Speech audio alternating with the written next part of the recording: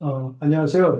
저는 국가기술표준원에서 첨단제조 분야 국가표준 코디네이터 맡고 있는 박주상이라고 합니다. 오늘 교육은 그 디렉티브 파트 1과 파트 2 중에서 파트 2에 대한 내용인데요.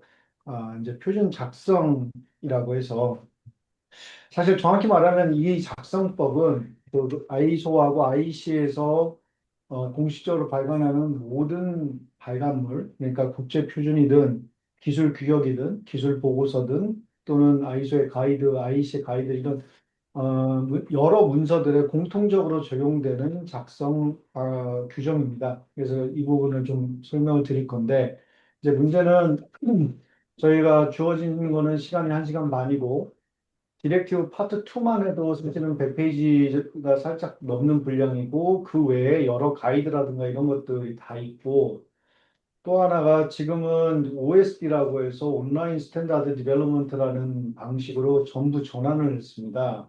그래서 이제 그런 것들을 모두 다 뭐 오늘 설명드릴 수는 없고 일단 가이드 2에 있는 그 내용을 중심으로 해서 왜 이래? 지금 온라인 가이드 2에 있는 잠시만요. 두 분이 참가 신청을 새로 하셨고 지금 예, 들어오신 거죠? 예, 예, 예. 예, 알겠습니다. 예, 이번에 보여드리겠습니다. 예, 가이드 2, 그러니까 디렉티브 파트 2에 있는 내용 중에 핵심이 되는 것만 추려서 오늘은 말씀을 드리겠습니다.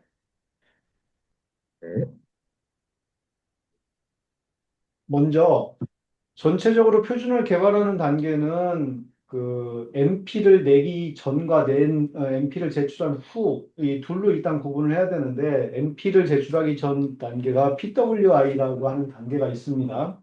이게 의무사항은 아니지만 거의 지금은 필수 코스로 되고 있는데 하여튼 PWI를 그 단계를 거쳐서 MP를 제출하게 되면 6개의 단계가 있습니다. 그 중에 이 그림에서 보시는 것 중에 핑크색으로 된 것이 필수로 해야 되는 단계이고, 푸른색으로 표시된 것은 옵셔널입니다. 그러니까 제안은 반드시 해야만 되는 것이고, DIS를 개발하는 인콰이리 단계 반드시 거쳐야 되고, 그렇게 해서 개발이 끝나면 반드시 발간까지 가기 때문에 이 세 개가 필수라는 걸 일단 염두에 두시길 바라고요. 제안 단계에서는 드래프트를 지금 이제 드래프트 첨부를 그 미니멈으로 이렇게 요구를 하는데 정 드래프트가 준비가 안 돼 있으면 아웃라인까지는 뭐 수용을 해줍니다. 근데 이제 그 프로포저를 할 때 일단은 제일 먼저 체크해야 되는 게 이제 새로운 국제 표준이 정말 필요한 거냐 이거를 좀 확인을 해야 되는 것이고요.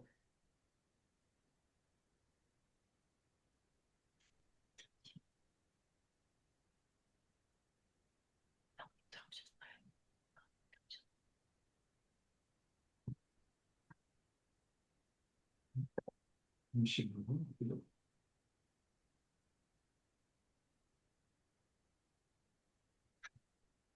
예, 지금 참가 신청해서 대기실에 입장하신 분들이 있어서 제가 지금 예, 수락 버튼을 눌렀습니다.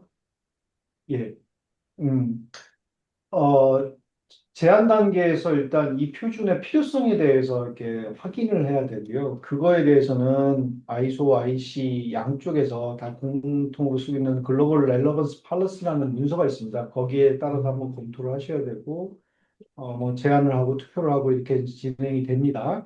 그래서 이 나머지 단계는 이제 이 단계에 대한 얘기들은 파트 1에 나오는 거라 제가 일단은 이 정도로 멈추고 실제 이제 작성에 대해서 말씀을 드릴 건데요. 첫 번째는 이제 사용 언어의 난이도 문제가 있습니다. 이 규정에 따르면 쉬운 말을 사용할 것을 권장한다라고 되어 있습니다. 왜냐하면 상호 간에 효과적인 메시지 전달 수단이 되어야 되고 오해를 방지해야 되고 번역에 필요한 시간과 비용을 절감해야 되기 때문에 반드시 쉬운 언어로 작성하라 이렇게 되어 있고요.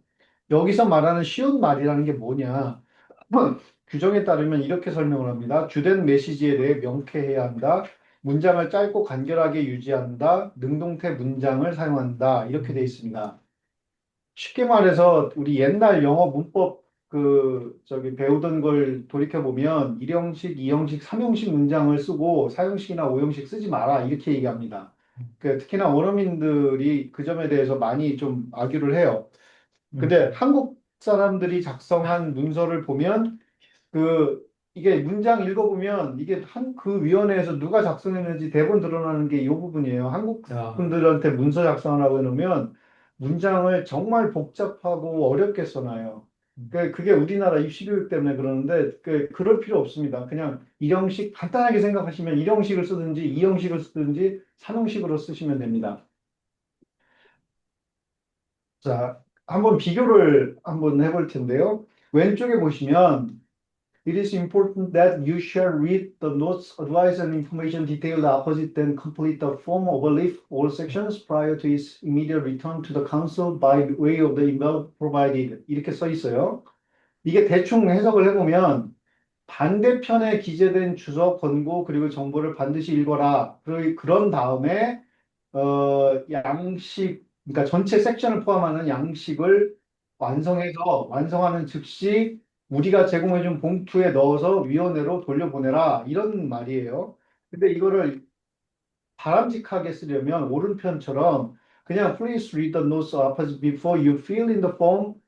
그 양식 작성하기 전에 뒷면에 있는 그 주석 그 노트 읽어보세요. 그런 다음에 그거를 가능한 한 빨리 작성해서 우리한테 봉투에 넣어서 보내세요. 네, 이렇게 쓰라는 겁니다. 왼쪽, 오른쪽 보면은 문장이 얼마나 쉽고 어려운가가 이제 대본에 좀 비교가 되실 거예요.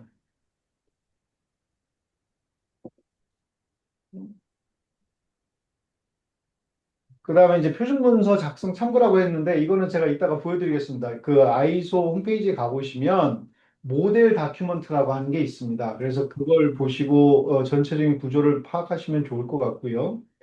자, 디렉티브라고 해서 제가 파트 2에 대해서 오늘 말씀드린다고 했는데 오늘 그 교육에 들어오신 분들께서 다른 표준화 교육을 들으셨는지 잘 모르겠습니다. 제가 그 사전 정보가 없는 상태여서 일단 간단히 말씀드리면 디렉티브는 그 공식적인 규정이에요. 근데 원이 있고 서플먼트가 있고 3가 있고 2가 있고요.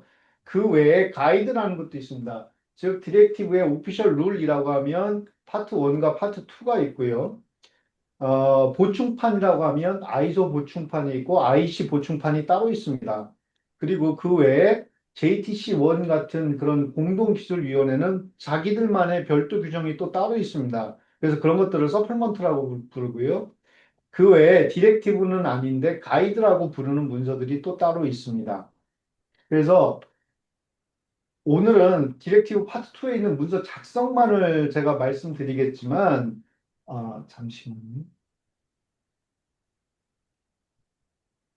오늘은 제가 이 디렉티브 파트 2라고 해서 작성 규칙만을 말씀드리겠지만, 표준화의 전체적인 절차, 뭐 어떤 활동들, 임원 선출, 위원회 운영, 표준 개발에 관한 모든 것들은 사실 여기 파트 1하고 여러분들이 소속돼 있는 표준 기구나 위원회의 서플먼트를 보셔야 됩니다. 이게 기본이고요. 서플먼트 다큐먼트를 조금 이제 어려워하시는 분들도 계시는데 어렵진 않습니다. 그냥 아이소 같은 경우는 서플먼트에 우리는 아이소니까 유럽 표준기구 센하고 어떻게 협력한다, 뭐 글로벌 relevance 대해서는 이렇게 정의한다, 특허에 대해서는 이렇게 정의한다 등등 뭐 이런 보충적인 내용들을 소개하는 게 서플먼트라고 보시면 되고요. 자, 그 다음에 이 노머티브 레퍼런스하고 가이드가 수십 종류가 있습니다. 이거는 뭐냐면 잠깐 여기 제목을 좀 보시면 제가 이제 파란색으로 표시해 놓은 것들이 특히 이제 많이 쓰는 것들인데 테크니컬 드로잉이라고 돼 있어요. 즉 기술 문서를 작성할 때 도형이나 그림이나 다이어그램 같은 거는 꼭 이렇게 하시라라고 돼 있는 문서가 있습니다. 아이소의 뭐 128-3, 34, 40 이런 문서들이 다 그런 것들이에요. 그 외에 이제 검정색으로 표시된 것들은 뭐 정말 너무나 일반적인 사안들인데 예를 들어서 우리가 인터넷 할 때 한국은 .kr, 미국은 .us, 뭐 이탈리아는 .it 이렇게 쓰잖아요. 그 두 글자로 쓰는 컨트리 코드도 다 아이소 표준입니다. 그래서 이런 것들을 쭉 명시를 해놨고요.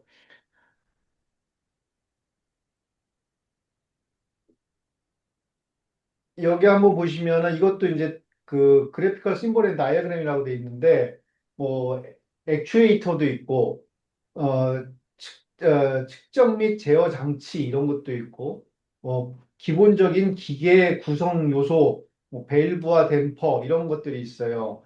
그럼 이게 뭐냐면 직관적으로 이해를 하시기에 이건 기계 장치에 대해서 그림을 그릴 때 그 기구물을 표현하는 여러 가지 드로잉들은 이런 노모티브 레퍼런스가 있으니까 이걸 반드시 따라서 그리라는 얘기입니다.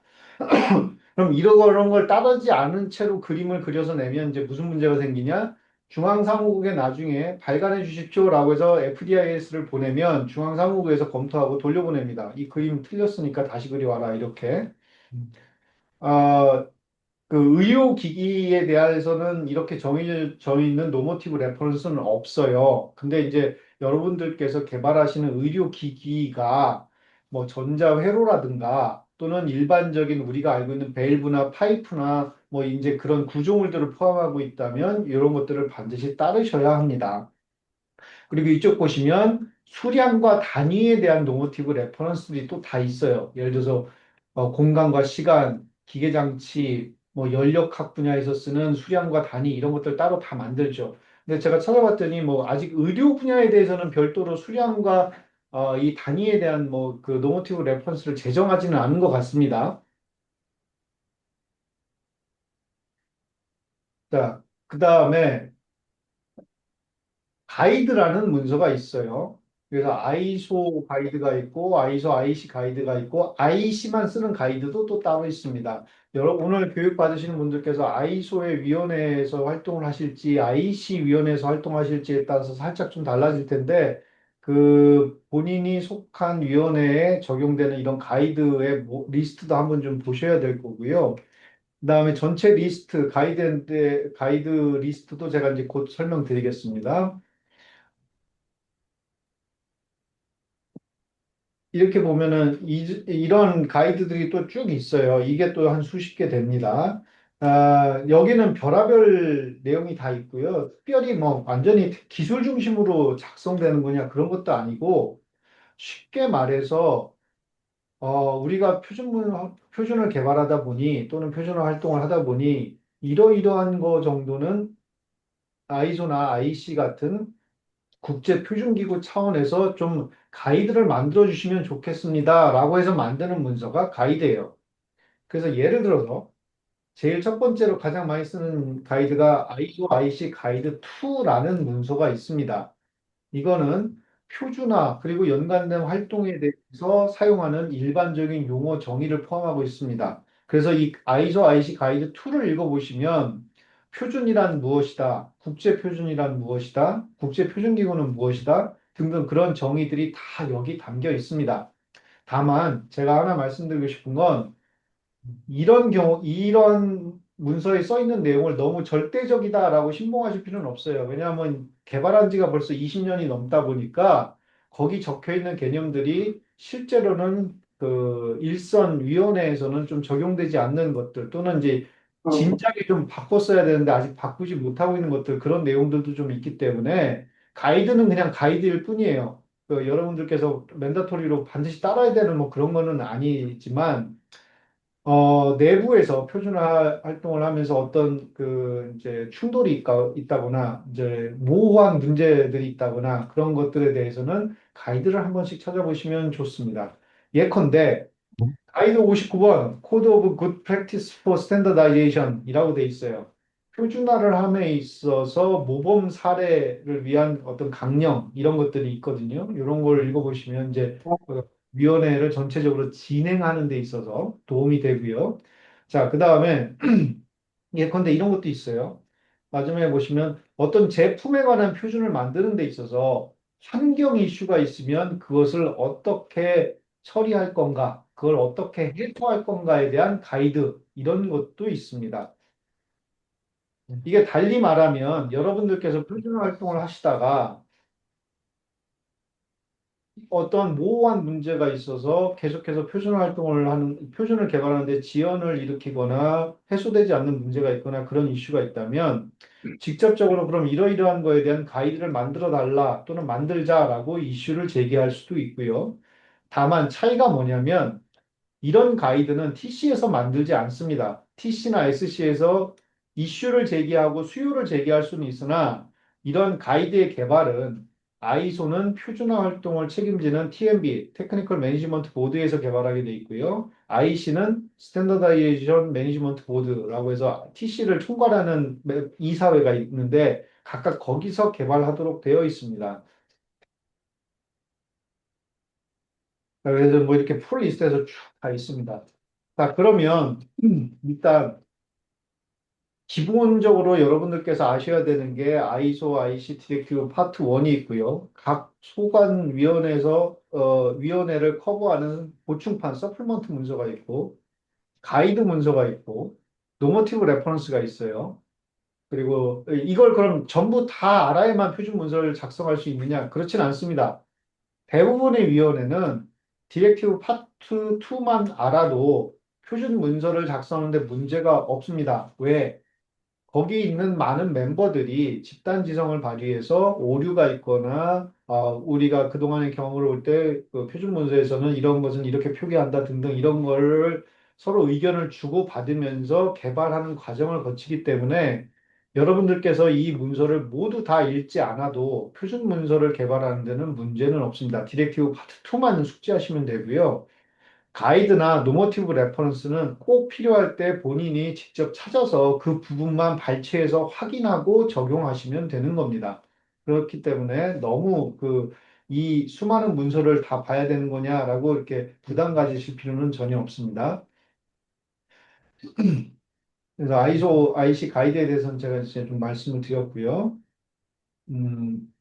자, 아이소도 IC도 마찬가지로 표준을 작성하는 데 있어서 아예 템플릿을 제공을 해줍니다. 그래서 예컨대 ISO 같은 경우는 홈페이지에 가셔서 Taking Part라는 메뉴를 누르시고 거기서 다시 Developing Standard라는 메뉴를 누르시고 Resource라는 메뉴를 누른 다음에 Drafting Standard로 가서 ISO 템플릿을 클릭하면 ISO 템플릿이 뜹니다. 여기 있는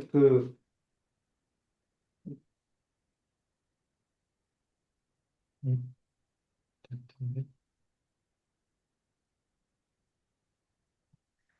URL을 누르면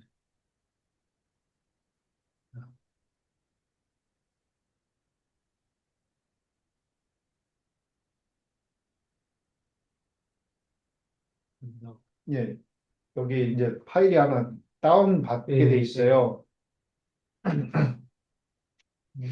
지금 워드가 조금 열리는데 시간이 걸리네요. 잠시만 기다려 주십시오. 예,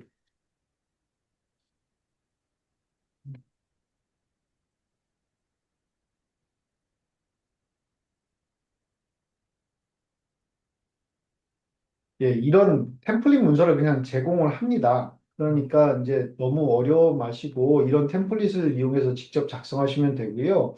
단, 그, 이러한 템플릿을 필수로 적용하게 돼 있는 건 워킹 드래프트로 등록이 된 이후부터고요. 그 전에 단순히 드래프트를 개발하는 단계, 즉 워킹 드래프트로 등록하기 전 단계까지는 이 양식을 쓰지 않아도 무방합니다. 다만 지금은 웬만한 위원회들은 다들 이제 역사가 오래되고 활동 경험들이 쌓이다 보니까 처음에 MP를 낼 때부터 그냥 이 템플릿을 가지고 드래프트를 작성해서 첨부를 많이 해요. 그러니까 이제 이런 게 있다라는 거 정도는 알고 접근하시면 좋을 것 같고요.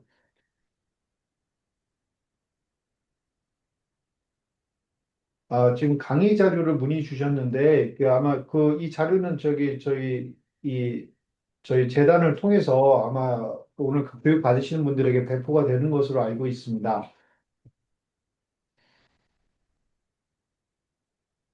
자, 그래서 제가 앞서서 말씀드린 화면을 쭉 따라가시면 이렇게 돼요. 아이소 홈페이지에 들어가서 보시면 맨 위에 이렇게 메뉴가 있는데, 그중에 테이킹 파트를 누르면 그 아래 또 메뉴가 쭉 뜨거든요. 그중에 이제 디벨로핑 스탠다드를 누르고 리소스로 간 다음에 드래프팅 스탠다드에서 이 아래로 가시면 이렇게 템플릿이 있습니다. 아이소 워드 템플릿 주고요.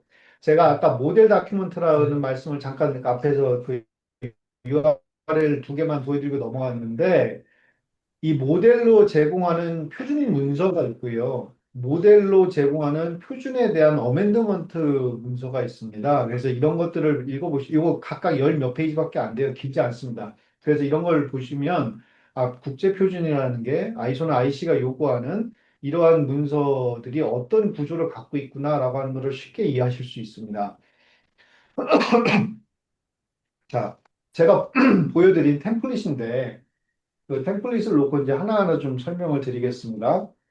첫 번째 1번이라고 그 제가 여기 숫자를 매겨놨는데 1번 같은 경우는 아이소에 이게 몇 번이다라고 하는 그 표준 번호가 이제 부여가 돼요. MP가 통과되고 나면 그 표준 번호를 쓰시고 그 표준이 여러 개의 파트로 나뉘어져 있는 시리즈라면 그 뒤에 대시하고 파트 몇 번 해서 숫자를 쓰시고요.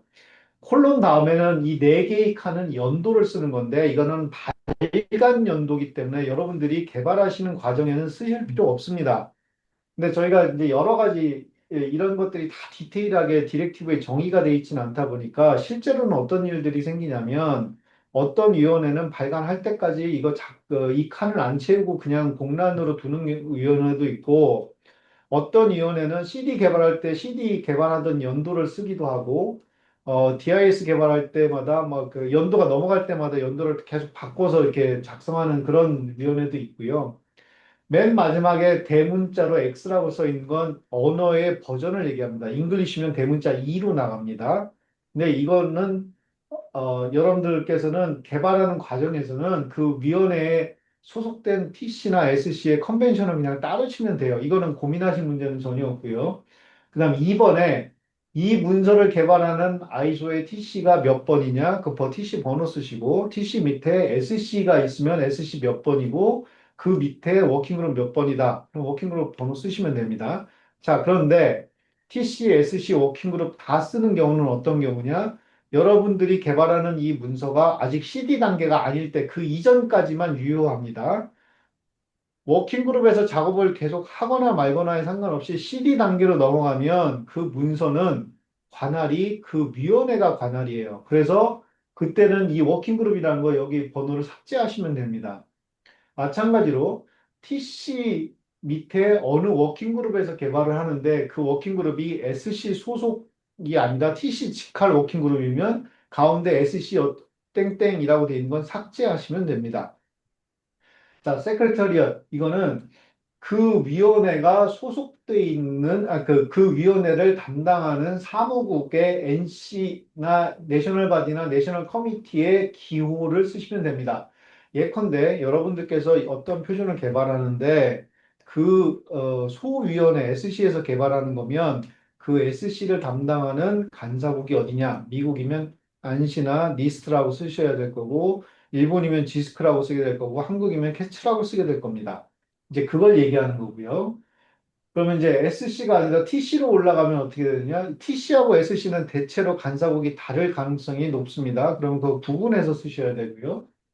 자, 타이틀이라고 돼 있는데 인트로덕터리 엘리먼트, 메인 엘리먼트, 그다음 파트 넘버, 파트 타이틀 이렇게 돼 있죠. 이거를 디렉티브 파트 2를 읽어보시면 3 파트 타이틀 그래서 3개로 구분되어 있는 타이틀 명명 규칙이라고 하는데 인트로덕터리 엘리먼트, 메인 엘리먼트, 그 다음에 파트 넘버와 파트 타이틀로 구성되는 경우가 일반적이기도 하지만 이렇게 시리즈로 개발하지 않고 단일 문서를 개발하는 경우가 있잖아요. 그러면은 파트 넘버와 파트 타이틀을 쓰시는 게 아니라 거기는 컴플리멘터리 엘리먼트라고 부릅니다. 이 예는 제가 뒤에서 다시 보여드리겠습니다. 자, 그 다음에 WD, CD, DIS, FDIS 스테이지라고 이렇게 크게 표시가 되어 있는데 여러분들께서 개발하시는 단계가 워킹 드래프트면 WD라고만 남기고 CD, DIS, FDIS는 삭제합니다. 마찬가지로 CD면 CD만 남기고 나머지 삭제하고요. 6번은 그 워킹 드래프트와 CD 단계에서는 이거는 꼭 지켜달라라고 하는 어떤 경고문이 뭐 이게 경고문이라고는 하는데 그냥 이거는 꼭 지켜라라고 되어 있는 간단한 문구예요. 뭐 별건 아니고요. 그래서 6번은 그냥 그대로 두시면 됩니다. 그러면 CD 지나서 DIS로 갈 때는 어떻게 합니까? 그때는 그냥 이거 삭제하시는 거예요. 자, 그리고 7번 같은 경우는 이거 작성하는 데 있어서 아이소 TMB가 제공하는 어떤 이 문서 작성에 대한 가이드는 아래 URL을 참고하시라. 뭐 이런 내용들입니다. 그래서 친절하게 이렇게 다 이런 정보들을 양식의 템플릿에 반영을 해줘요. 그래서 사실은 아이러니인데 표준 작성 어떻게 합니까? 라고 물어보시는, 또 어려워하시는 거는 어떻게 보면 당연한데, 어떻게 보면 사실은 이런 양식에 써 있는 거 하나하나 그대로 따라가시면 아무 문제가 없어요. 근데 이제 대부분 제가 경험을 해보면 우리가 우스갯소리로 한국인들이 제일 못 읽는 한글 그러면 미세요, 당기세요, 이거 이렇게 제일 못 읽는다고 그러잖아요. 우스갯소리로. 마찬가지예요. 그 아이소 양식에 이런 가이드나 이런 정보들이 다 담겨 있는데 대체로 이런 것들을 놓치시기 때문에 이거 어떻게 작성합니까? 라고 이렇게 어려워들 하시는데 사실은 이제 이런 것들을 하나하나 다 따라가면 그 작성하는데 아무 문제는 없습니다. 자, 그다음 8번 같은 경우에 이건 이제 그 헤더죠. 문서 헤더인데 여기에도 아이소의 표준 몇 번, 파트 몇 번, 작성 연도 몇 년, 언어 버전이 잉글리시면 E, 뭐 프렌치면 F 뭐 이렇게 쓰는 거고요. 그다음에 9번 같은 경우는 아무것도 손대지 말고 그냥 그대로 두시면 됩니다. 마지막에 그냥 이대로 손대지 말고 중앙 사무국에 제출하면 거기서 발간할 때 알아서 고쳐서 반영해서 나갑니다. 자, 10번은 여기는 로마자 숫자로 돼 있잖아요. 이건 건드리실 필요 없습니다. 자동으로 그 본문이 아닌 그 앞쪽에는 로마자, 소문자로 이렇게 페이지가 표시가 되는 거고요. 11번 같은 경우도 아이소 몇 번이라고 해서 표준 번호가 매겨지는 건데 이것도 손대실 필요 없습니다. 그냥 발간하기 직전에 중앙사무부에서 입력해서 그 문서로 발행이 됩니다. 자, 그 다음에 목차 페이지에 가보시면 뭐라고 이렇게 푸른색으로 이제 좀 설명이 되어 있는데 뭐 이 템플릿은 어쩌고저쩌고 뭐 그런 거 이런 말이 써 있습니다. 그래서 뭐 신경 쓰실 거 없고요. 2번에 보면은 포워드를 서문을 작성하게 돼 있고 그다음에 3번에 보면 인트로덕션을 작성하게 되어 있습니다. 그래서 표지부터 인트로덕션까지가 로마자 소문자로 페이지가 표시가 됩니다. 즉 인트로덕션까지는 여러분들 입장에서 보실 때 표준에 해당하지 않는 내용들인 거예요. 실제 시작은 그 다음 스코프부터가 여러분들이 정말 신경 써서 작성하셔야 되는 그런 부분입니다. 그러니까 포워드는 그 필수로 하지만 인트로덕션은 사실 옵셔널입니다. 규정을 읽어보시면 그만큼 이 로마자로 표시된 부분들은 여러분들이 작성해야 되는 표준에 있어서 그렇게 중요한 부분은 아닌 거예요. 그 다음 이제 스코프부터가 정말이고요. 정말 중요하게 보셔야 되는 거고 그래서 친절하게 스코프 옆에 맨다토리, 노모티브 레퍼런스 맨다토리 terms and definition, mandatory 이렇게 표시까지 해줬어요. 이거는 반드시 작성하라 이런 뜻입니다. 자, 1, 2, 3은요 순서를 그대로 지킵니다. 그리고 이 절의 제목, 클러스 제목이라고 하죠. 클러스 타이틀, 스코프, 노모티브 레퍼런스, terms and definition은 변경하지 않습니다. 그냥 그대로 두고 쓰시는 거고요. 4번이 본문이에요. 4번부터 바디 파트라고 저희가 부르는데 이 규정상 그 디렉티브 파트 2에도 읽어보시면 이걸 바디라고 부릅니다. 그래서 보면 클러스 타이틀 오토 넘버라고 돼 있어요. 5번에 보면 클러스 타이틀 5.1 서브 클러스 오토 넘버 5.1.1 서브 클러스 오토 넘버 이렇게 돼 있죠. 이게 무슨 뜻이냐? 자동으로 번호가 부여되니까 여러분들께서 번호를 건드리시거나 그럴 필요도 없습니다. 자, 그 다음에 왜 5에 보면은 5, 5.1, 5.1.1 이렇게 돼 있느냐? 클래스가 있고 서브 클래스로 쪼개서 쓸 필요가 있어요. 분명히 있는데 레벨 1, 2, 3까지만 내려가라는 얘기입니다. 5라고 쓰는 게 레벨 1이고요. 5.1이라고 쓰는 게 레벨 2고요. 5.1.1이라고 쓰는 게 레벨 3입니다. 이거보다 더 분할해서 5.1.1.1 이렇게 쓰지 말라는 얘기예요. 왜 그러냐? 회의할 때 보면 의사소통이 안 돼요. 어떤 사람이 의견을, 당신이 쓴 본문에서 어느 부분에 이의가 있는데 5.1.1.2절에 몇 번째 라인, 이런 식으로 대화를 주고받기 시작하잖아요. 대화가 안 돼요. 상대방도 그 숫자를 기억하기 힘듭니다. 인간의 뇌 자체가 숫자를 세 자리까지는 즉시 기억해요. 네 자리부터는 즉시 기억 못 합니다. 그래서 이거는 아예 모델 문서에도, 그 템플릿에도 이렇게만 써 있습니다. 그다음에 6이 클러스 타이틀 뭐 이런 식으로 되어 있어서 4번부터는 그럼 몇 번까지 쪼개야 됩니까? 그건 제한 없어요. 본문을 작성하시는 분이 그건 알아서 그 위원회 내에서 합의하는 만큼 그냥 쓰는 거니까 본문을 뭐 몇 절까지 구성해야 됩니까? 이런 건 없습니다. 4절부터가 본문이다라는 것만 기억하시면 되고요. 9번 NX라고 표시가 되어 있고 10번에 비블리오그래피라고 되어 있습니다. NX에 보시면 옆에 일단 써있기를 인포머티브라고 써 있어요. 왜 그러냐면 NX는 가급적이면 인포머티브한 내용만 넣어라라는 게 지침입니다. 노모티브한 레퍼런 NX를 작성할 수는 있으나 그것은 매우 예외적인 경우이고요. 노모티브에 대한 NX는 가급적이면 넣지 말라고 하는 이유가 사실은 여러 가지 있고 그것 때문에 충돌이 많이 발생합니다. 언제 발생하느냐? 그 문서를 리비전할 때. NX는 쉽게 말해서 이런 걸 작성을 해요. 저희가 본문에서 어떤 내용들을 넣는데 그 내용에 대한 예제 같은 거를 NX로 넣거든요. 또는 저희가 통신 프로토콜 표준을 만든다 그러면 통신 규격에 대해서 본문에 정의를 하고 실제로 주고받는 메시지 예제, 거기에 대한 오류 메시지 처리 뭐 이런 것들을 NX에 넣는데 그 NX를 노모티브로 만들어 버리면 그 예제 자체를 계속해서 노모티브로 따라가야 되는 그런 여러 가지 문제들이 발생을 합니다. 그렇기 때문에 일단 디폴트로 규정상 NX는 인포모티브만 넣는다. 근데 정 어쩔 수 없을 경우에는 노모티브를 넣는다.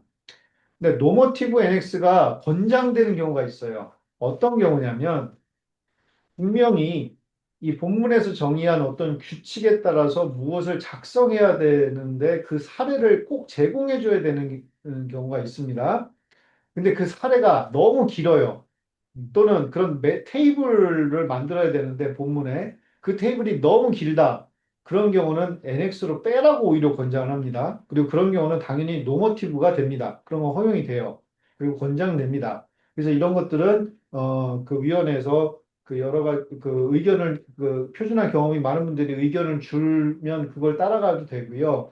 여러분들께서 이제 전략적으로 좀 사고를 해보셔서 내가 이거는 어떻게 하겠다. NX인데 노모티브를 일부러 넣겠다, 빼겠다 이런 것들을 이제 전략을 좀 짜시면 됩니다. 비블리오그래피는 뭐냐면 말 그대로 그냥 이 표준에 관련해서 연관돼서 여러분들께서 보시면 좋습니다라고 하는 정보를 제공하는 목록이에요. 이 문서에서 언급된 게 아닙니다. 노모티브 레퍼런스하고 비블리오그래피에 쓰는 저기 제공하는 문서의 차이는 뭐냐면, 노모티브 레퍼런스는요, 그 문서, 거기서 참고하는 내용들이 본문에 반드시 반영이 되는 경우, 본문에서 언급하지 않은 것들은 노모티브 레퍼런스로 넣으시면 안 됩니다. 그게 규정이에요. 근데 이 표준에 대해서 여기서 언급은 안 했으나 이 문서를 읽는 분들이 알았으면 좋겠다라고 제공하고 싶은 게 있으면 그런 것들은 비블리오그래피로 넣으시면 됩니다. 자, 포워드는 아예 템플릿을 받아보시면 위에 문단 여기 13번까지는 그냥 작성이 이렇게 딱 돼 있고요. 발간될 때도 이 문구 그대로 나갑니다. 그러니까 이거는 그냥 읽어만 보시고 손대실 필요도 없어요. 그러면 어디서부터 손대냐? 14, 15만 쓰시면 됩니다. 14, 15에 보면 이 문서를 어느 위원회가 준비했다. 그리고 이 문서의 두 번째, 세 번째 에디션의 경우에 앞서 발간된 첫 번째, 두 번째 에디션을 대체한다. 이런 표현을 반드시 이제 작성하는 분들이 이제 고쳐줘야 됩니다. 그래서 이런 것만 하시면 되고, 자, 인트로덕션이라고 제가 아까 말씀드렸는데, 인트로덕션도 일단 기본적으로 이렇게 문구는 정의가 돼 있어요. 그래서 이 아래쪽 하나, 둘, 셋, 네 개의 문단은 그대로 두시고 이 두 번째 문구 같은 경우는 이제 필요한 이제 변경을 좀 하시면 되죠. 이제 개발하는 문서의 타이틀을 써야 되니까.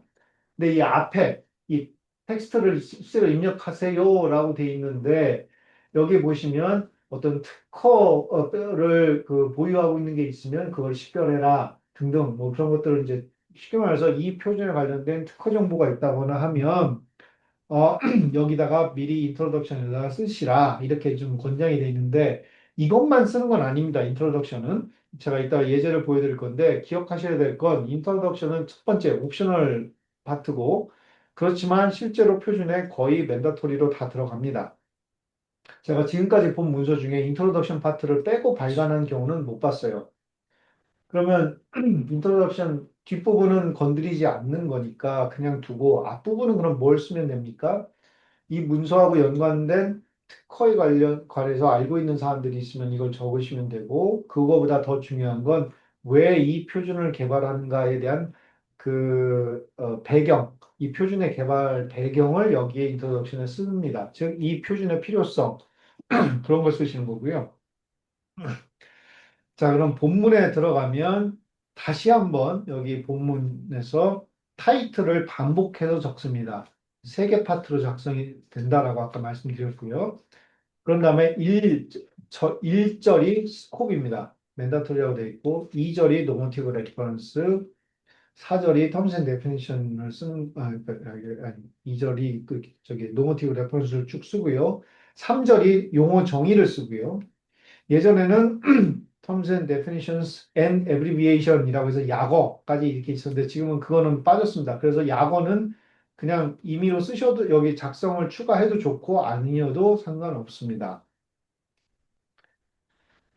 그 다음에 이 용어 정의 같은 경우는 작성하는 규정이 있어요. 여기 보시면 3.1 하고 줄을 바꿉니다. 그런 다음에 여러분이 설명하고자 하는 용어를 여기다 쓰시는 거고요.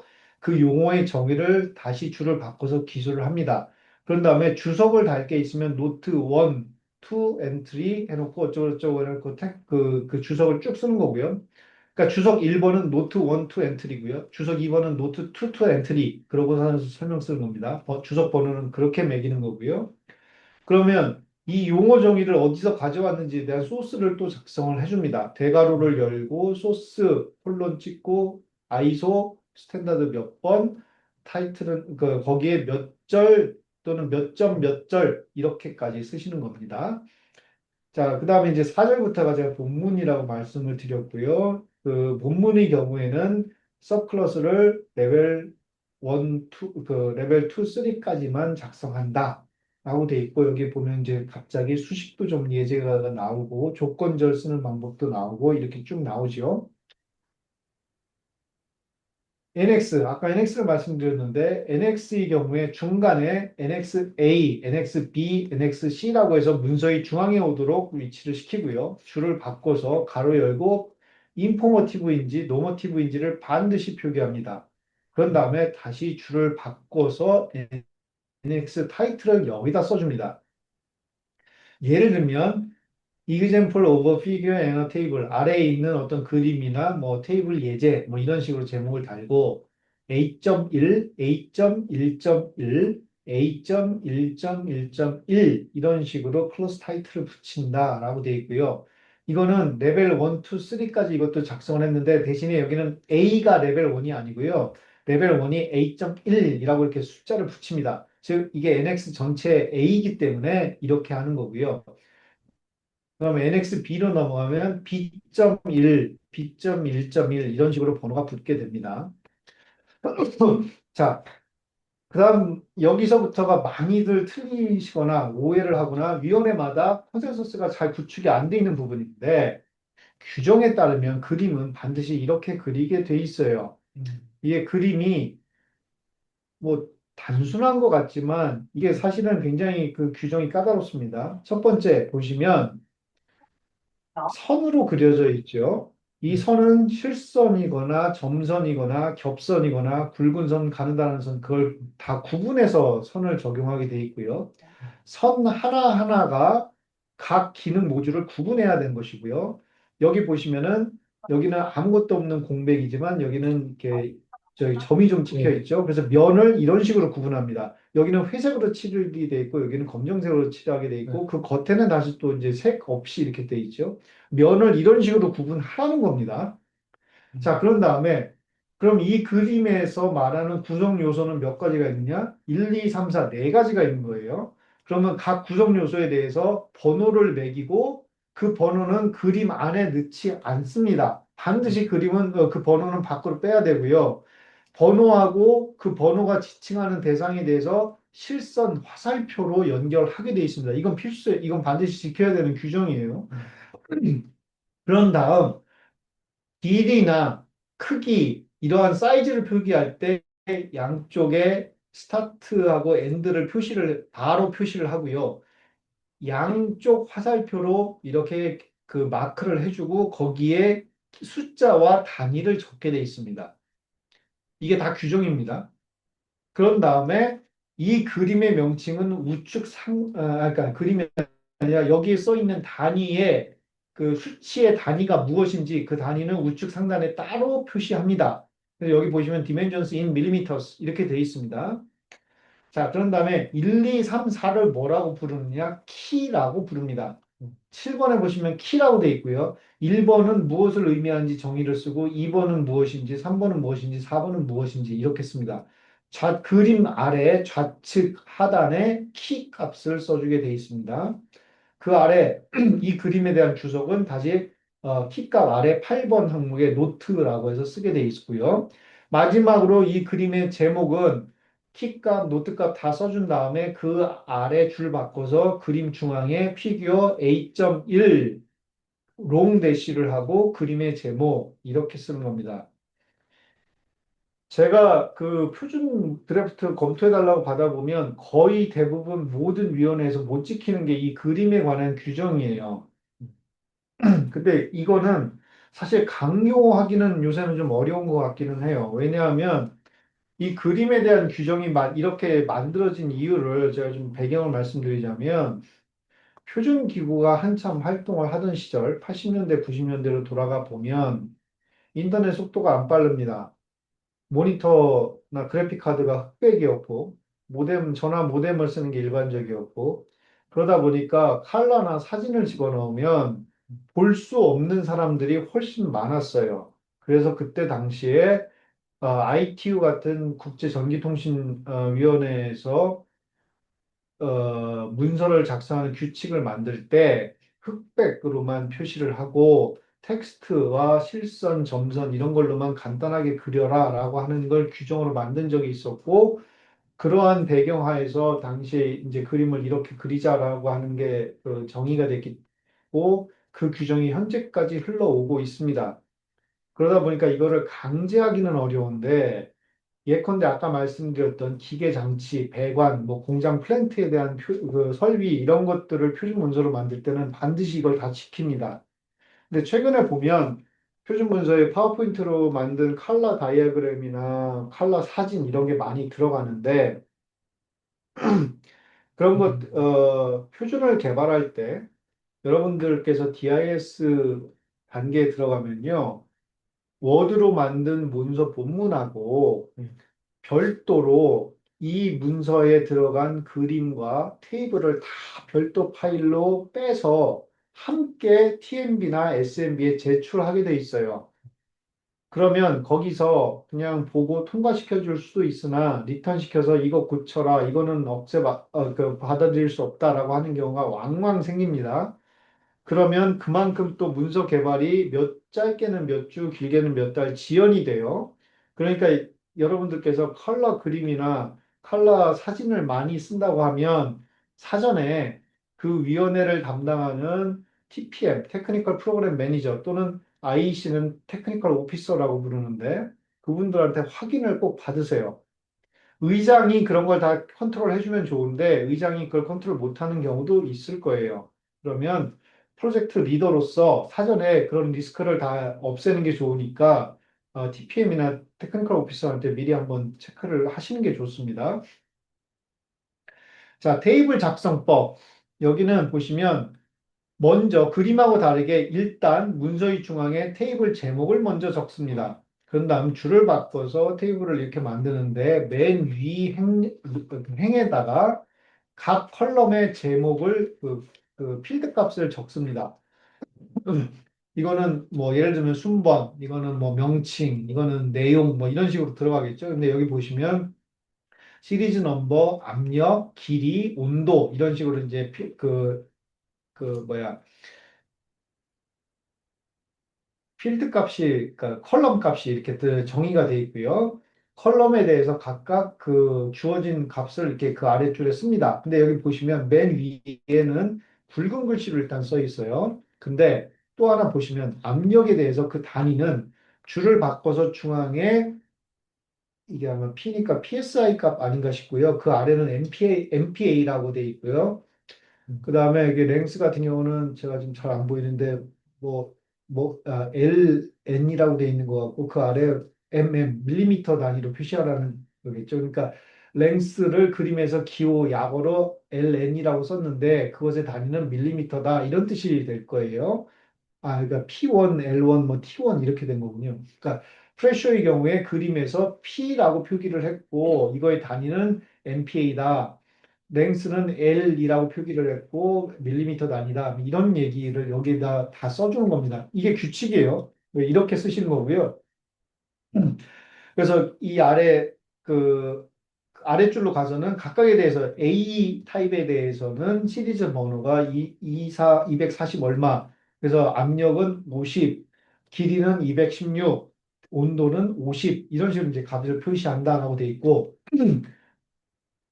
표에 대한 주소값은 다시 그 표 안에 씁니다. 다만 규정상 표 맨 아랫줄에 컬럼 없이 통으로 한 칸을 만들어서 주석을 이렇게 추가합니다. 이게 작성 규칙이에요. 비블리오그라피는 중앙에 비블리오그라피라고 쓰시고 줄을 바꿔서 대괄호 숫자 1번 하고 아이소 몇 번, 2번 아이소 몇 번 하고 타이틀 이렇게만 씁니다. 그러면 비블리오그라피는 이렇게만 쓰면 되느냐? 뭐 이거 외에도 제한 없습니다. 아이소나 IC의 문서가 아니어도 상관없어요. 노모티브 레퍼런스는 아이소, IC, ITU와 같은 국제표준기구가 발간한 문서를 적는 게 우선이고요. 국제표준기구의 문서가 아닌데 노모티브 레퍼런스라고 할 경우는 프로젝트 리더한테 책임이 하나 부여가 됩니다. 무슨 책임이냐? 그 문서를 사용해도 좋다라는 허가를 담당 기관이나 그 문서의 소유권을 가지고 있는 기관이나 저작권자한테 직접 받으셔야 돼요. 이 문서를 우리 아이소나 IC, ITU의 문서가 아닌데 아이소나 IC의 국제 표준으로 발간하는 데 있어서 노모티브 레퍼런스 넣었다. 그러면 이 문서의 저작권자로부터 이 문서를 써도 좋다라는 허가를 서면이든 편지든 또는 정해진 양식이든 무엇이든 상관없습니다. 그거를 받아서 같이 제출해야만 합니다. 그건 반드시 지키셔야 되고요. 그거 안 지키면은 나중에 문서가 리턴 내릴 겁니다. 자, 그림에 대한 템플릿은 아까 제가 보여드렸던 페이지 이 주소인데 여기 보시면 그림은 이렇게 작성하라라고 하는 별도의 디렉티브가 또 따로 있습니다. 그래서 이 그림들은 가급적이면 그러니까 표준 문서에 포함되는 그림은 가급적이면 오토캐드나 일러스트레이터, 비지오, MS 워드, MS 파워포인트 이런 걸로 작성하라라고 되어 있고요. 그림을 그리는 디렉티브, 그 작성법에 대한 디렉티브만 해도 대충 한 5, 60페이지가 돼요. 그래서 이건 그냥 참고로 나중에 보시고요. 이건 또뭐 오늘 설명드리지는 않겠고요. 디렉티브 파트 2를 이제 나중에 여러분들께서 직접 하나하나 읽어보셔야 될 텐데, 이 문서 목차가 대충 이래요. 여기도 보시면, 스코프, 노모티브 레퍼런스, 텀스 앤 데피니션 이런 식으로 그 국제표준 문서하고 동일한 그 목차로 이렇게 구성을 해서 디렉티브 파트 2를 만들었는데, 그 다음에 여기 본문부터는 그래서 문서를 작성할 때 원칙은 이렇다, 뭐 문서의 저기 구성은 이렇게 해라, 또는 버벌 폼. 여기 사실 여기 좀 중요해요. 버벌 폼, will, shall, 뭐 should, 뭐 must 이런 거에 대한 설명인데 이런 거 어떻게 해야 된다. 언어랑 스펠링, 뭐 숫자, 수량, 레퍼런스, 그 참조하는 방법 뭐 등등해서 이렇게 쭉 나옵니다. 그래서 이게 대략 한 현재 버전으로 100페이지 정도 되는 그런 문서가 있어요. 21년 4월에 발간된 게 아직도 쓰이고 있습니다. 자, 이제 타이틀에 대해서 좀 말씀을 드리자면, 그 타이틀은 첫 번째 주제를 나타내야 되고, 모호성이 없어야 된다. 클리어 앤 컨사이스라고 돼 있고, 스코프를 반영해라 라고 돼 있고, 3파트 타이틀로 작성한다. 제가 이제 설명드렸었고요. 파트, 시리즈 문서인 경우는 제목이 이렇게 붙습니다. 인트로덕터리 엘리먼트, 메인 엘리먼트, 그다음에 파트 제목. 즉, 이거는 공물에 관한 위원회에서 만드는 표준인데 시험 방법이에요. 근데 뭐에 대한 시험 방법이냐? 쌀에 대한 시험 방법. 시험 인증 뭐 규격이겠죠? 그러면 우리가 쉽게 생각할 수 있는 게, 그럼 보리에 대한 그 시험 교육도 나올 것이고, 쌀에 대한, 그 귀리에 대한 시험 교육도 나올 거고, 이렇게 쭉 나오겠죠. 네, 그 다음에 파트 시리즈가 아닌 경우는 TC 이름, SC나 워킹그룹의 이름, 컴플리멘터리 엘리먼트 이런 식으로 쓰는 경우가 이제 대표적인 사례이고요. 그렇지 않아도 상관은 없지만 보통 이렇게 쓰는 게 좋습니다. 그래야 이제 어느 위원회에서 무슨 주제로 만들었는지를 구분할 수 있기 때문에. 그래서 JTC1 같은 경우 인포메이션 테크놀로지, SC31 같은 경우에 무선 전파 식별이라는 그러니까 물품 관리를 위한 전파 식별 이렇게 돼 있고요. 그게 파트 6에 그래서 뭐 860에서 960 메가헤르츠 대역의 무선 인터페이스 규격 뭐 이런 식으로 이제 표준명을 정한 겁니다. 포워드는 제가 말씀드렸는데 아까 뭐 이 설명은 중요하지 않고 그냥 거기 써 있는 대로 두시고 나중에 마지막에 이 문서는 어느 위원회에서 준비했다. 그래서 이 문서로 인해서 앞선 어떤 문서를 대체한다, 어떤 문서를 폐지한다 그런 연관관계 기술하는 거고요. 여기에 조건을 달면 안 됩니다. 포워드에 그런 규정이 있다는 걸 아시면 되고요. 그래서 이건 그 하나의 예제인데요. 실제 발행된 문서를 보시면 첫 번째 두 번째 이런 것들은 정해진 그대로 두시고 마지막에 ISO IC 18000 파트 63이라는 문서는 JTC1의 SC31에서 문서를 개발했습니다. 이것만 딱 쓴 거예요.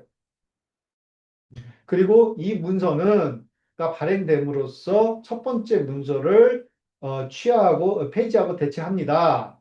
그리고 18000 시리즈는 다음과 같은 파트로 그 시리즈가 구성되어 있습니다. 이런 정보만 딱 포워드에 제공하고 끝냈습니다. 이렇게 쓰는 게 하나의 예제고요. 인트로덕션은 옵셔널이지만 권장된다라고 돼 있어요. 제가 그래서 아까 말씀 쭉 드렸는데 문서 작성의 배경에 대한 구체적 정보를 그러니까 왜 이 표준을 개발했는지 그 배경을 제시하는 거고요. 특정 지재권이 있으면 지재권에 대한 내용을 제시하는 거고요. 리퀘어먼트나 레코멘데이션은 인트로덕션에 포함하지 않습니다. 그리고 스코프하고 중복해서 작성하지 않습니다. 이게 이제 그 외국어와 모국어의 차이인데 인터덕션하고 스코프 그러면은 우리나라 말에서는 사실 비슷해요. 대요, 그다음에 범위 이렇게 하면은 우리나라 언어에서는 별로 구분이 안 되는데 제가 예를 들어서 설명을 드리면 이제 기아 자동차라는 회사에서 봉고 1톤 트럭을 개발을 했습니다. 그러면 봉고 1톤 트럭에 대해서 인트로덕션에는 뭐가 들어가야 되냐면 자영업자가 늘어나고 있지만 비좁은 도로 상황과 개인 자영업자가 실는 짐의 양을 고려했을 때 기존에는 그 적절한 화물차가 없기 때문에 골목길을 다닐 수 있는 승용차 규격 사이즈의 작은 소형 트럭이 필요해서 우리가 이런 트럭을 개발했습니다. 라고 쓰는 게 인트로덕션이에요. 그럼 스코프는 뭐냐? 이 표준 문서가 포함하고 있는 내용과 포함하지 않는 내용이 무엇인지를 명시하는 게 스코프예요. 그래서 다시 봉고 1톤 트럭에 대해서 스코프를 작성한다라고 하면 봉고 1톤 트럭은 3인이 앉을 수 있는 좌석 1열과 어, 탑승하고 내릴 수 있는 문 2개와 한 칸의 짐칸으로 구성이 됩니다. 바퀴는 축은 앞과 뒤 2개가 있고 앞축에는 바퀴 2개가 있고 뒤축에는 양쪽 좌우에 바퀴 2개씩 4개가 붙어 있습니다. 그러나 화물칸을 덮는 그런 그 밀폐된 공간은 제공하지 않습니다. 그것은 승용형 밴이라는 차량에서 다룹니다. 라고 하는 예외 사항을 써주는 거예요. 그게 스코프입니다. 그래서 차이가 있는데 이게 실제로 이제 표준 문서에 담긴 스코프를 하나 예제로 제가 보여드리면 18000 파트 3의 2010년 버전입니다. 그래서 이 18000은 무엇을 목적으로 해서 개발이 됐다. 그래서 어떤 프레임워크를 제공한다. 소프트웨어를 구현하는 데 있어서 들어가는 비용을 최소화하기 위해서 이런 표준을 개발했습니다. 그리고 이 시스템 관리와 제어, 그리고 정보 교환 등등을 가능한 한 최대한 많이 공통으로 제공하기 위해서 이 표준을 개발했습니다. 라고 하는 게 이제 인트로덕션에 들어가 있어요. 그래서 이 파트는 뭐 무엇을 제공한다 뭐 등등 이런 것들이 있고요. 여기 특허에 대해서도 언급을 합니다. 아이소와 IC는 뭐 그 어떤 특허가 있을 수는 있는데 그거에 대해서 무슨 유효성을 검증하거나 근거를 제공하지는 않습니다. 다만 적절한 조건에서 사용할 수 있도록 언제든지 협의할 자세가 있으니까 우리와 논의를 합시다라고 이렇게 좋은 말로 써 있는 거예요. 이 문구 자체는 그냥 그래서 이 특허에 대해서 그렇게 뭐 까다롭게 뭐 인트로덕션에다 막 구구절절 쓰거나 그러는 거 아니에요. 그러니까 이런 그 실제로 발간된 표준에 써 있는 것들을 참고해서 이렇게 작성하시면 되고요. 그와 다르게 지금 여기 보여드리는 거는 인트로덕션이 좀 길고 복잡합니다. 이거는 이제 다른 18,000 파트 6 시리즈에 들어가 있는 인트로덕션인데 여기는 왜 그러냐면 이거는 좀 논란이 많았던 표준이고요. 기술적으로 복잡해요. 그래서 이제 기술 개념에 대해서 상세히 좀 설명을 했습니다. 그래서 이거는 이제 이런 식으로도 쓸 수 있다라는 예제로 제가 넣었고요. 실제로 발행이 되면 인트로덕션 다음에 특허에 대해서 이렇게 쭉 테이블이 들어갑니다. 누가 특허 선언을 했는데 특허 몇 번 있다고 선언을 했습니다. 이 특허 내용은 소개하지 않습니다. 발간된 표준에. 심지어 누가 특허가 있다라고 선언을 했는데 그게 무슨 특허인지 번호는 제공 안 했습니다. 이것도 상관없어요. 이것도 규정상 다 허용이 됩니다. 그래서 이렇게 표시된다는 걸 보시면 좋고요. 스콥 작성에 대해서 제가 아까 말씀을 드렸는데 일단 또 하나 명심하셔야 될 게 아이소나 IC의 중앙 사무국이 어떤 특허에 대해서 홍보할 때 앱스트랙트로 제공할 수 있을 만큼 간단 명료해야 된다. 이렇게 이해하시면 좋습니다. 그리고 반드시 주의할 점은 요구사항이나 레코멘데이션을 포함해서는 안 된다라는 게 있고요. 스코어를 작성할 때 전형적으로 시작하는 문구가 있습니다. This international standard specifies, 뭐 defines, 뭐 this technical report gives guidelines for 어쩌고저쩌고 This international standard is applicable to 이런 식의 전형적으로 시작하는 문구가 있으니까 이건 전혀 부담 없이 그대로 가져다 쓰시면 돼요. 표준은 논문이 아니에요. 그래서 동일한 문구를 다른 데서 따와서 쓴다고 해서 표절이나 그런 문제가 전혀 발생하지 않습니다. 표준 문서를 쉽게 쉽게 작성하는 방법은 비슷한 표준을 보시고 그냥 그대로 따와서 쓰시는 게 제일 쉽고 간단하게 할 수 있습니다. 그래서 스콥의 예제를 보시면 이거는 이제 수질 검사의 그 방사성 동위 원소를 검출하는 시험 방법에 대한 표준인데 이 표준은 이러이러한 것을 명시한다. 그래서 그 샘플로 수집한 물에서 우라늄 동위 원소가 우라늄 동위 원소를 검출하는 조건을 명시합니다라고 되어 있고요. 그렇지만 이 표준에서 제시하는 검출 방법은 이러이러한 제한이 있습니다. 그래서 뭐냐? 약 500ml의 물은 최소한으로 있어야 되고 거기서 그 뭐 20만 초 동안에 그 물 1리터당 미니멈 5ml 정도는 있어야 검출이 가능합니다라고 하는 이런 한계 이런 것도 명시를 합니다. 그 노모티브 레퍼런스는 제가 아까 말씀을 드렸는데 해당 표준의 성립을 위해서 필수 불가결한 문서 목록이어야 되고 규범적 방식으로 해당 문서에서 인용돼야 된다. 즉 반드시 써야만 된다라는 내용이고요. 이 노모티브 레퍼런스에 제시한 문서의 어떠한 내용들이 여러분이 작성하시는 표준의 바디 파트에서 반드시 구현해야 되는 내용이어야만 한 겁니다. 즉, 그 노모티브 레퍼런스에서 제시하는 내용을 배제하고 나면 여러분이 작성하는 문서가 표준으로서 성립할 수 없을 경우에 노모티브 레퍼런스로 간주한다라는 거고요. 입수 가능한 공개 문서이어야 한다. 이겁니다. 그래서 제가 아까 그런 저작권, 지재권 이런 거에 대해서 허여를 반드시 받으셔야 된다라고 말씀을 드렸던 거고요. 데이트 레퍼런스 이건 뭐냐면 어떤 특정 문서가 있는데 여러 버전이 있어요. 어느 연도, 어느 연도, 어느 연도. 그러면 그 연도를 반드시 구분해서 써야 됩니다. 그 다음에 업데이트된 경우도 마찬가지로 이제 업데이트 했다라는 걸 쓰셔야 되는 거고, 용어 정의는 제가 간단히 아까 설명을 드렸었는데, 4.1의 그 번호를, 용어 번호를 매겼으면 줄을 바꿔서 그 용어를 쓰고 그 용어에 대한 설명을 쓴다. 이렇게 제가 그래서 쭉 설명을 드렸죠.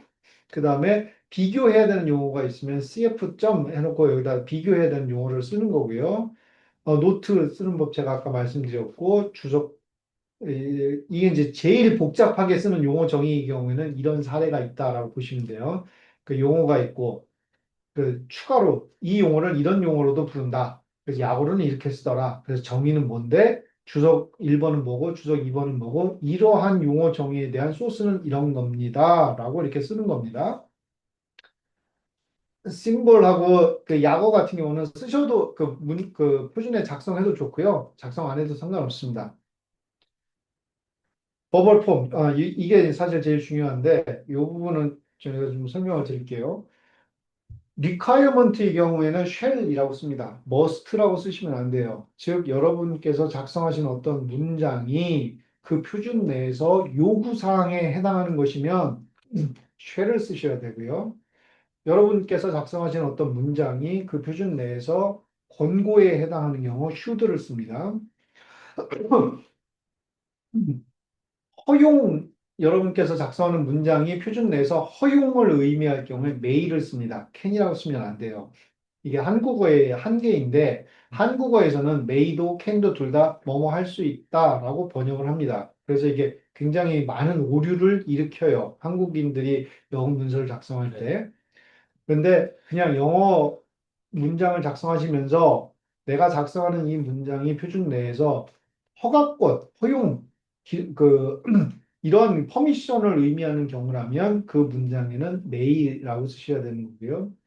possibility나 capability를 의미하는 경우에는 can을 씁니다. 자, 그 다음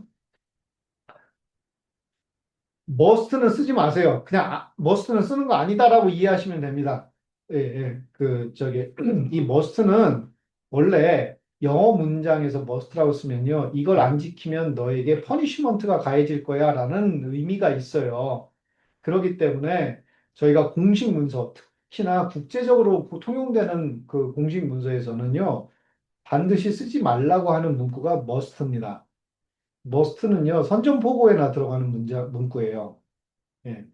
그다음에 forward, introduction, scope, note, example 여기에서는 이런 버벌 폼을 구분해서 쓰지 말라라고 되어 있습니다. 즉 그냥 평문으로만 쓰라는 거예요. forward나 introduction을 작성하는데 this standard may 어쩌고 저쩌고, this standard can 어쩌고 저쩌고 그렇게 쓰지 말라는 겁니다. this standard specify 뭐 이렇게 쓰는 거지. this standard may provide 어쩌고 저쩌고 이렇게 쓰지 말라는 얘기예요. 이거에 대해서 상세 내용은 디렉티브 파트 2의 NXH를 참고하시면 되고요. 자, 리스트 같은 경우 제가 아까 그 레벨 구분하는 거 제가 이제 몇 점, 몇 점, 몇 이렇게 쓰는 거 제가 말씀드렸었고요. 옛날 거에 보면은 뭐 퍼스트 레벨 넘버 리스트에서 뭐 이렇게 세컨드, 서드, 포스 이렇게 돼 있는데 이거 지금 안 씁니다. 그냥 그 레벨 3까지만 쓴다라고 기억하시면 되고요. 노트 같은 경우는 또 그 기존에 작성된 문서에 있는 노트 양식 그대로 쓰시면 되니까 뭐 부담 가지실 필요는 없고 강조 그렇게 느낌표를 찍는다거나 일부러 전체 문구를 대문자로 작성을 해서 강조를 한다거나 굵은 글씨를 쓴다거나 그러지 말라는 얘기입니다. 그냥 노트는 아주 평이하게 소문자로 작성하시는 거예요. 피규어랑 테이블이 있는데 이거는 조금 복잡한데 한글에서 말하는 그 숫자 매기는 방법이랑 기호 쓰는 방법이랑 다릅니다. 그리고 영어 논문 저널에서 요구하는 숫자나 기호 표기하고도 달라요. 그래서 이거는 꼭 표준에서 제시하는 가이드나 기존에 발행된 표준을 보고 그대로 따라하시는 게 가장 안전합니다. 그림 작성하는 방법은 제가 아까 어떤 문서 작성해야 된다, 참고하셔야 된다고 말씀도 드렸고, NX 설명에서 쭉 설명드렸고요. 비블리오그래피까지 다 했고, 카피라이트 페이턴트 이것도 다 말씀드렸고요. 자, 허리젠털 서브젝트라고 돼 있는데 이게 무슨 얘기냐면요. 표준에서 허리젠털 스탠다드, 수평 표준이라고 하는 게 있습니다. 이게 무슨 얘기냐? 여러 위원회, 여러 TC에 걸쳐서 다 같이 노머티브 레퍼런스를 쓰는 표준들이 있어요. 그러한 걸 허리젠탈 스탠다드라고 부르고요. 그러한 것을 발간하는 그러한 주제를 다루는 위원회들이 따로 있습니다. 그래서 예를 들어서 어쿠스틱은 TC43, 뭐 컨포머티 어세스먼트는 카스코 뭐 등등 이렇게 있죠. 그래서 여러분들이 표준을 작성하는 데 있어서 이런 쪽에서 만든 거를 일단 내가 작성하는 표준에 적용이 되나 안 되나 한번 검토를 하셔야 되고 적용되는 게 있으면은 여기 있는 거 전부 다 지켜라 라는 뜻입니다. 이런 게 조금 귀찮아요. 네. 귀찮지만 어쩔 수는 없습니다. 그다음에 이런 거는 뭐 그 가급적이면 뭐 혹시 여력이 되면 이런 것도 참고해 주십시오라는 뜻에서 이렇게 제시하는 거고요. 용어정의나 표준을 작성했을 때 온라인 브라우징 플랫폼이라고 OBP라고 있어요. ISO에서는 OBP라고 부르고요. IC에서는 일렉트로피디아라고 부릅니다. 거기 가서 보시면 표준을 검색하거나, 여기 발간문을 검색하거나, 그래피컬 심볼을 검색하거나, 용어 정의를 검색하거나, 컨텐츠를 검색할 수 있습니다. 그래서 이거를 꼭 한번 검색해 보시고 용어 정의를 작성하시면 좋습니다. 있는 거를 두 번, 세 번 할 필요는 없으니까. 음. 자, 그 다음에 프로젝트 에디터로서 프로젝트 리더라고 지금 명칭을 많이들 부를 텐데, 프로젝트 에디터라고 여전히 부르는 위원회들도 있어요. 표준 저자로서 뭘 마지막으로 체크해야 되는가? 내가 평이한 문장을 사용했는가? 내가 타이틀과 스코프를 이제 일치시켰는가?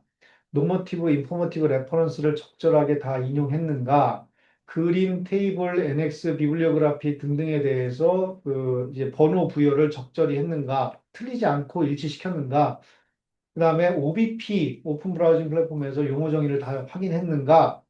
카스코에서 제시하는 키워드라는 게 또 있어요. 뭐 이건 뭐 지금 오늘 설명할 얘기는 아닌데 하여튼 이 카스코에서 제공하는 키워드들에 부합되는가.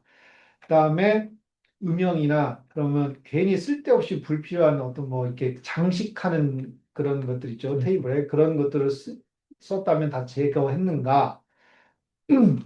하이퍼링크가 달려있지는 않은가? 그런 거 다 제거해야 된다는 얘기고요. 그림 파일 별도로 다 분리했는가? 테이블도 다 별도로 분리했는가? 그래서 그걸 드래프트를 지금 같이 이제 서큘레이션 할 준비가 됐느냐? 이걸 체크하는 거고요. 그게 다 됐으면 이제 그때 가서 최종적으로 제출하라는 뜻이고요. 그 다음에 아이소 커넥트라는 홈페이지가 있는데 이게 뭐냐면 표준을 작성하는 데 있어서 여러 가지 이제 궁금사항이나 이런 것들이 있을 거예요. 그리고 그런 분들끼리 정보를 공유하고 참조할 수 있는 문서들을 모아놓은 곳이 커넥트라는 그 페이지가 있습니다. 여기에는 여러분들이 그냥 그 아무나 접속할 수 있는 건 아니고 아이소에 로그인 패스워드가 있는 분들만 접속이 가능해요. 그래서 여기 가서 찾아보시면 되고 필요한 경우에 여기 이제 메일을 보내서 별도로 문의도 할 수 있습니다.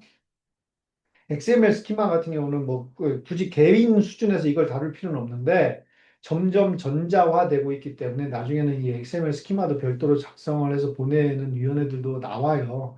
그래서 그런 경우는 여기를 참조하라 이런 것이고요. 아이소 커넥트 페이지에 들어가시면 이런 화면을 볼 수 있습니다. 이걸 로그인을 해보시면 스탠다드 에리어라고 해서 여러 가지 이렇게 주제별로 쭉 나눠져 있고요. 여기 스탠다드 에리어에 보시면 프로시저 앤 드래프팅, 커미티 매니지먼트, 테크니컬 팔러시 앤 TMB, 트레이닝 앤 리소시스, 프로젝트 매니지먼트, 어워드, 뉴 이니셔티브, 그다음에 최신 뉴스, 그다음에 연락처 이렇게 쭉 나와 있어요. 그래서 표준을 개발하는 절차와 드래프팅에 대해서 도움이 되는 문서들은 이걸 클릭하면 들어가서 볼 수 있습니다. 그다음에 그 위원회 활동이나 표준 개발에 대해서 TMB의 어떤 그 정책을 알고 싶으면 이런 데 들어가서 보시면 되고요. 나중에 이제 그 수상자 추천을 받을 경우에는 이제 뭐 이런 데 들어가서 이렇게 저기 뭐 참고해서 보시면 되고 등등 이런 정보를 제공을 합니다. 자, 여기까지 해서 예. 전체적으로 마치고요. 혹시 질문 있으시면 해주시면 좋겠습니다.